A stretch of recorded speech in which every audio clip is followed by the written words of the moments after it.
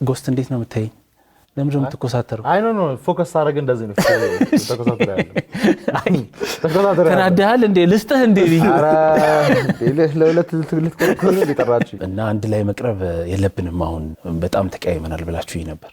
ለስትያያዛለህ ከነገና ደግሞ ያው ቅርብ ኮንኮ ሰው ጋር ከጓደኛ ጋር ከወንድም ጋር የምትያያዘው እልህ ደግሞ በጣም ይጨምራል። እግር ኳስ ነው ስሜታዊ የሚያደርግ ስፖርት ነው። ተዛዛ ላይ ውድድር ሲጨመርበት ነገሮች ትንሽ ሊከፉ ይችላሉ። በዛ መሃል ክፉ ደግ መነጋገር ይኖራል። ባለህ ርቀት ትደራረሳለህ። ፕሮባብሊ እንደዚህ አይነት ነገር ድጋሚ አይፈጠርም ማለት አይቻልም። ውድድር እስካለ ድረስ ነገርየውም ውድድር ነው። ደርቢ ቡድኖች መሃል ላይ ፖሊስ ሆኖ ነው ኳስ የሚጫወቱት። ልክ ነው ማለት አይደለም። ይሄ አዋርድ በሰዓቱ ያው አንድ ነገርን የሆነ ሳትፈልገው ጥረት አታገኝም ለማድረግ አትሞክርም። ሞቢስ እኔ የፈለኩት ያው ለሰራው ስራ ሪኮግኒሽን ነው ብዬ ስላሰብኩኝ ነው። ሪኮግኒሽኑን ደግሞ የሆነ ናሲውን ብረት ወቅድም እንደነገርሽ አንዱ እሱን አዋርድ ሰጠህም አልሰጠህም ሰው ሪኮግኒሽኑን ከሰጠህ ታውቀዋለህ። እና እኔ ሙቭ ማድረገውም ኮንፊደንስ እንደዛ ነው። በዛ ኮንፊደንስ ነው ሙቭ ማድረገው። ማንም ሰው መሸነፍ አይፈልግም። ሁሉም ሰው ማሸነፍ ነው የሚፈልገው እስከተወዳደረ ድረስ።